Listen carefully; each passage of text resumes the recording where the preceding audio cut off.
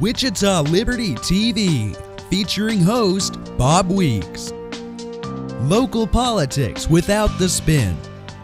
Interviews with nationally respected economists. Hear directly from Kansas conservatives about what matters to you. It's individual liberty, limited government, and free markets. Wichita Liberty TV. Hello, I'm Bob Weeks for Wichita Liberty TV, your weekly source for news, analysis, and commentary about Wichita and Kansas government and public affairs. We're broadcast on Great Plains Television, channel 26.1, also its companion website, kgpt26.com. Some of you may know me for my blog, The Voice for Liberty, at wichitaliberty.org. The motto there is individual liberty, limited government, and free markets in Wichita and Kansas.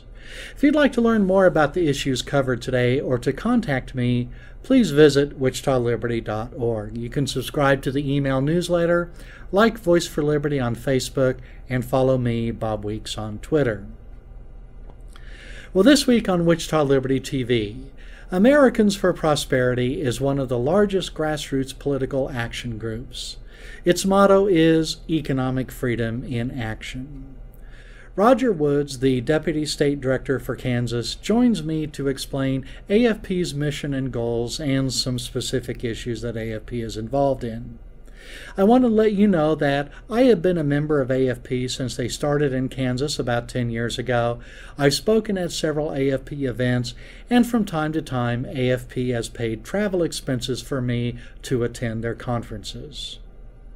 Now, Rodger Woods of Americans for Prosperity. Well, Rodger Woods, welcome to Wichita Liberty TV.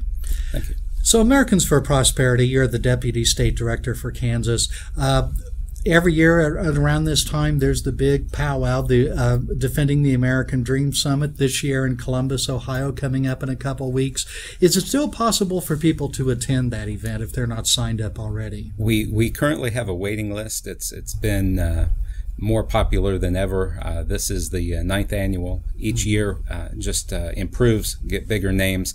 This year we have several candidates for president, or people that have announced they are elected officials, and just some wonderful breakout sessions. We're really excited about it, and we have over 3,000 people already signed up. So we still have some spaces on the waiting list, and we're looking forward to getting on the way. Yeah, so there is a bus trip from Wichita, so yes. Or people could, of course, provide their own transportation to Columbus. I saw that John Taffer is going to appear as a speaker. He's the star of the TV reality show Bar Rescue, so I think he'll probably have an interesting perspective on I've actually watched a couple episodes of his program, and he is dynamic. He's pretty intense sometimes, but I think it's just interesting about how difficult it is to run these businesses at some time. Well, I know I'm going to the summit, so I know that you and Susan Estes will be there too, and it should be a great deal of fun. I think I've been to every one except the very first one, so it's always a highlight of my year.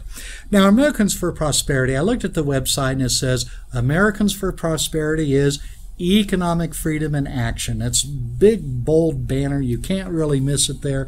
So what is economic freedom? Because people say, oftentimes criticize that as, well, economic freedom, that means you can just grab all you can rip people off. But what exactly are some principles of economic freedom, and why does AFP support it? You know, economic freedom is really just a subset of freedom in general, and there's all different ways you can look at that, but for economic freedom, it means the ability, the freedom to make your own way, to make your own decisions without interference from government, with a basic set of rules that everybody is playing by, and not having to worry about an overly intrusive government taking basically what you've worked for.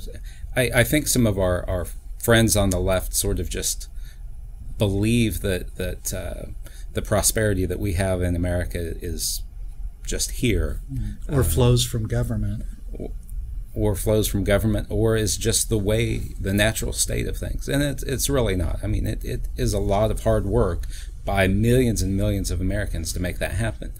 economic freedom is the ability to reap the benefit of that hard work.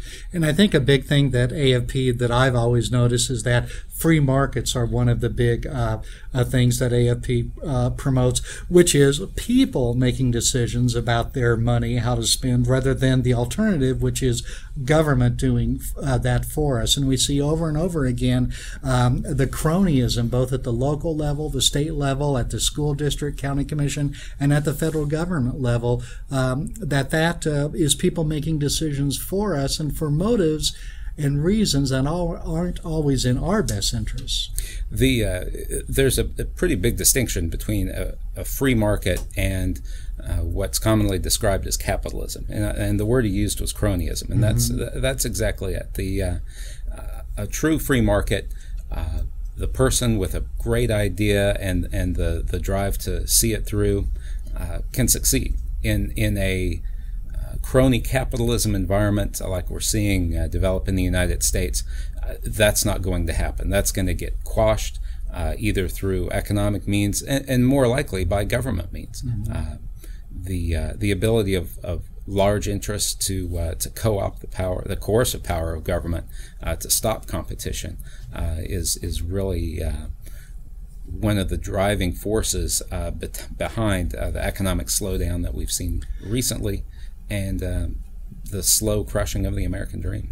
And we've seen lots of examples of that. I think on Wichita Liberty TV in the past, I've actually read an op-ed by Charles Koch, who is involved with Americans for Prosperity in a big way, and he's talked about that the cronyism, when government gets in bed with business and business gets in bed with government, then it's the consumer, you and I, that are lost out and don't get the best that we could have. We don't have as much prosperity as we could have in this country if decisions were made for economics rather than political reasons. But the president says, well, wait a minute. This Obamacare, the National Health Care Program, that's giving you the freedom to not have to worry about the economics of health care. So if you parse down exactly what he said, he says you have the freedom not to have to worry. That is really just chasing its shadows. There's always going to be something to worry about in everyone's life. But what he doesn't say is the other worries that go along with that. The worries of being able to get a health care plan, the worries of being able to keep your doctor, the worries of being able to maintain your business when you have these other, or your job if your business has to pay a higher cost. And let's use a good example of economic freedom in the insurance context. For auto insurance, I can call the lizard people, or I can call the lady with the funny hair, and others, and hundreds of others anywhere in the nation, and get a policy that meets my needs. And they're competing for your business. They spend a lot of money on advertising, and they nowadays I notice a lot of them are mentioning how fast their service is. If you get in a wreck, we're going to fix that car by tomorrow, or something like that. With the president's health care law, we're seeing a diminishing number of health insurance companies. I mean, we're seeing the market slowly tighten up to where the most recent article I read, they're expecting maybe 4 or 5 large national companies will have a complete control of the health insurance market. Interesting. Well, I can see we're up to a commercial break here, so let's take a moment off for a break on Wichita Liberty TV.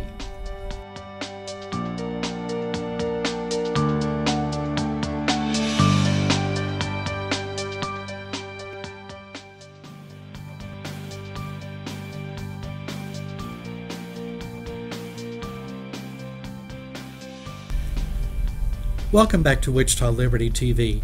I'm Bob Weeks, and with me this week, Rodger Woods of Americans for Prosperity. So Rodger, as Deputy State Director for AFP, you and our State Director, Jeff Glendenning, who's based in Topeka, were involved in some issues with the Kansas legislature this season. So what were some of the good things that happened in Topeka this year, maybe some of the bad things that happened? How was AFP involved? Well, I think the the low light for us of the session was the final tax bill that raised the sales tax. Long term, probably a negligible impact on the total tax burden, but certainly didn't like to see the sales tax increase. In that, part of the issue, I think, was the way the legislature started, from a how are we going to raise taxes to fix this perceived shortfall versus what can we cut to fix this perceived shortfall, and then work from there. And I think it's just a question of the starting point. But there were a few spending cuts, but really what happened is the legislature really threw the responsibility to the governor and he said, you've got to make $50 million in cuts.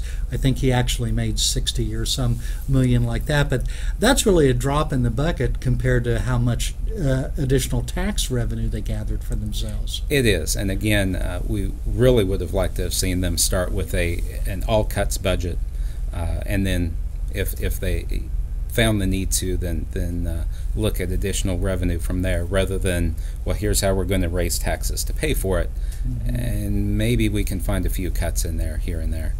So really just a matter of perspective. That was really the low light, but this record-setting session did have some highlights, and I think one thing to note, I think we'll start to see this as we do a 2-year budget in the odd years, that 2-year budget year, when they're actually working the budget, is going to be a little bit longer session, and probably the even numbered years a little shorter. Of course, this is the second time we've done it, and people are still kind of getting used to it. But we did have some good policy changes, a repeal of the renewable portfolio standard that required or mandated purchase of renewable electricity sources by Kansas consumers. We finally got some change in the taxpayer-funded lobbying rules, so that lobbyists that work for government agencies, local governments, have to report how much tax dollar support they're receiving to lobby the state legislature. And I think some people are going to be surprised at what that total is. I think so, and it really is just unbelievable that we have local units of government using tax dollars to send somebody to Topeka to lobby for higher taxes or more spending. It really is frustrating. And we have these organizations like the League of Kansas Municipalities. For years I thought, boy, that must really, who could be against the municipalities joining together in a league? But when you start to peel away what they're actually doing there, then it's really not as pretty. That is true, and fortunately the rules that have changed will include organizations that receive their funding dues from right. So dues-paying organizations like the League of Municipalities, Kansas Association of School Boards, those groups, their lobbyists will also have to report in a similar manner. So I think taxpayers will be shocked. They'll have to start reporting for 2016, so that first report will be due in January of 2017. Okay, so still a ways off, but at least something started. Sure. And I think the biggest thing that happened this year is setting up a series of block grants for the next 2 years for school funding, as the legislature takes some time to address our 20-year-old school funding formula. And that probably is, I think, the thing that received the most attention, at least until the end of the session, because I think the block grants were passed in March or so, fairly early on. So what are the block grants as compared to the way we've been funding schools for a long time? Well, the school finance formula originally was adopted in 94 or 95, I can't remember which year. It's been about 20 years. Yeah. So, and it's been tweaked a little bit, but it's finally become so cumbersome that it's very difficult for administrators, certainly nearly impossible for taxpayers to figure out how that works. And it's become so distanced from its original intent that we have some of the wealthiest districts in the state receiving additional funds that would actually be intended for lower revenue districts. A big part of the formula is equalization, recognizing that there are some counties, let's say Johnson County, or there's always an outlier as Coffee County, where the Wolf Creek nuclear plant is. They have a lot of property, so they have the ability to get a lot of tax revenue from property, while some counties are, like Sedgwick County, not particularly that property rich. But even then, the richest school districts in Kansas were getting equalization aid for poor districts. Right. So this will give the legislature 2 years. Basically, the funding was locked in with small increases for both years to those districts to go back, revisit the formula, and that's really going to be the big issue starting next year, is analyzing and deciding which way the state wants to go on financing schools. And I know, I think a few months ago I showed the formula, the at-risk weighting, which is designed to compensate schools for the perceived extra cost of students from low-income families. That started off adding another 10% to the funding. Now it's another 45%. Right. So the funding formula has really been a big driver in increased spending as well. Yes, so, it has. Well, Roger, I can see we're up against another coffee break, or a commercial break, I should say, although we could have some coffee too. So this is Bob Weeks for Wichita Liberty TV. We'll be back in just a moment.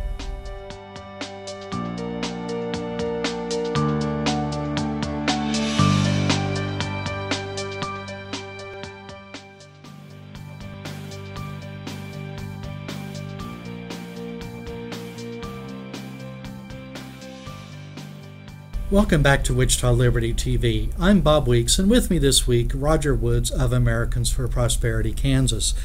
Roger, at the federal level, one issue that AFP has been involved in for several years is trying to end the Export-Import Bank, or EXIM sometimes as we call it, just briefly. And that's something that's been of some consternation to people in Kansas. I know an executive from Spirit Aero Systems had an op-ed in the Wichita Eagle a couple weeks ago saying we must have the Export-Import Bank. So could you explain to our viewers, what is Export-Import Bank, and why has Americans for Prosperity opposed that? Well, the Export-Import Bank is really a relic from the immediate post-war years. You had Europe and Japan, other countries just in economic shambles. Mm-hmm. The United States wanted to sell them goods and help get their economies moving. So they set up the Export-Import Bank, which provided loans to those governments, those countries, so that they could buy U.S. goods. Now, the economic benefits of that in that time period are certainly subject to debate, but I think it's clear that 60, 70 years later, the time for the Export-Import Bank has come and gone. Mm-hmm. So what we have now is the vast majority of the Export-Import Bank loans ultimately go to less than 10 companies, mm-hmm. 10 very large companies. The dollar value of loans, yes. I think you make, because they make a lot of small loans. They do make a lot of small loans, but the total dollar value. So these are in the form of direct loans or loan guarantees, and it just seems strange from a geopolitical standpoint why the U.S. would support, say, China buying goods from the United States. Mm-hmm. They're clearly an economic competitor, and in some ways perhaps better able to provide that capital than the United States is. So this is one area we talked earlier about cronyism, where we really see it come to the fore, that you have a case where the American taxpayers are put on the hook, at risk for these loans, to the benefit of primarily a few large corporations and certainly foreign governments, mm-hmm. That may or may not be friendly to U.S. interest. I know that one of the biggest beneficiaries is Boeing, because Boeing is one of our biggest exporters, sure. No doubt about that. And people say, well, it's great, we should help Boeing sell airplanes, and certainly I hope Boeing sells a lot. But Delta Airlines has complained that the Export-Import Bank makes it cheaper for their foreign competitors to buy Boeing airplanes, thereby giving them a competitive advantage over Delta.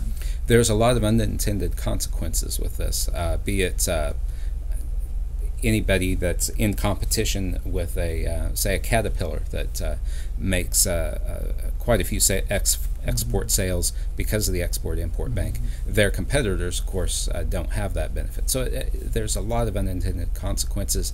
And again, at the end of the day, it's the U.S. taxpayer that's on the hook for this. And I think a lot of supporters of the bank are saying, well, if the Export-Import Bank isn't there to make these loans or loan guarantees, then these products will not get sold. But they always make the mistake of presuming that without government intervention, no economic activity will happen. But what we find a lot of times is that when the government's willing to step in, private industry pulls back, and private industry will be glad to step back in, but just that they can't compete with a government subsidized, or in the case of this, the government directly, or certainly a government guarantee, and that's really the issue is the taxpayers being on the hook. That there is not necessarily an issue with not enough private capital, but if you can do that without having to go to that and getting that government guarantee, then all the better for that particular business. So the Export-Import Bank's charter expired at the end of June. That doesn't mean that they've gone out of business. It means that they just have stopped making new loans. They'll still need to service all their existing loans, of course. But so does that mean we're done with Export-Import Bank, or is there a possibility that it may be revived? Well, what's the phrase? The taxpayers always at risk when the legislature's in session. The apparatus is still there. Of course, they have outstanding loans. They'll continue to service those. But that apparatus is there, just waiting to be switched back on. So that fight is certainly not over. And I can imagine the lobbying and pressure is pretty intense. To be sure. And I think another issue that AFP has had some success with is, you mentioned the Renewable Portfolio Standard in Kansas. This is a law that requires electric utilities to have a certain capacity, a certain fraction of their generating capacity in the form of renewable energy sources, which is predominantly wind power. In Kansas it is, yes. So that rule came into effect as part of the deal that was struck with between Governor Sebelius at the time and then the power plant. The coal plant that proposed. Of course, that never got built, but this required at this point, or in 2020, for 20% of electric energy to be generated through renewables or purchased through. We're pretty much there already, so it seemed a good time to just go ahead and sunset that out. 20% is now a goal. That's nearly been met, so that ended. The other piece that, on the energy sector that we're dealing with now is the President's Clean Power Plan. Last year we worked with some agencies and the legislature to get a plan passed on how the state of Kansas is going to react and how we're going to move forward under those rules. And what's wrong with those rules? I mean, don't we want to have clean air and things like that? Well, the rules are set up to reduce the CO2 emissions, the carbon dioxide that you and I exhale every minute. Conceivably, that is a pollutant, although trees would generally disagree with that. But the rules are set up for the power plants, and the new final rules have just been published, and they're more onerous than even the proposed rules were initially. So states like Kansas that rely predominantly on coal and natural gas, with wind and nuclear mixed in there as well, are going to face just astronomical costs to meet these requirements. Kansas, based on the initial proposed rules, it was calculated by the Kansas Corporation Commission to be about $8.7 billion it'll cost Kansas to do this. That's going to go up since the rules are more strenuous now. Ultimately, we fought to ensure that the legislature is involved in any type of decision making, and that we make sure that Kansas does not lose our position in the legal fight on this, and that's something our current Attorney General has started, and I think will continue. This is really going to be, I think, wrapped up in the courts for a while. And we wanted to make sure that our position and what we were doing as a state didn't interfere with that. All right. Well, Rodger, I think we're out of time. So, Rodger Woods of right. American for Prosperity, Bob. thank you for appearing on Wichita Liberty TV. So that's all the time for this week. We'll be back again next week with another episode of Wichita Liberty TV.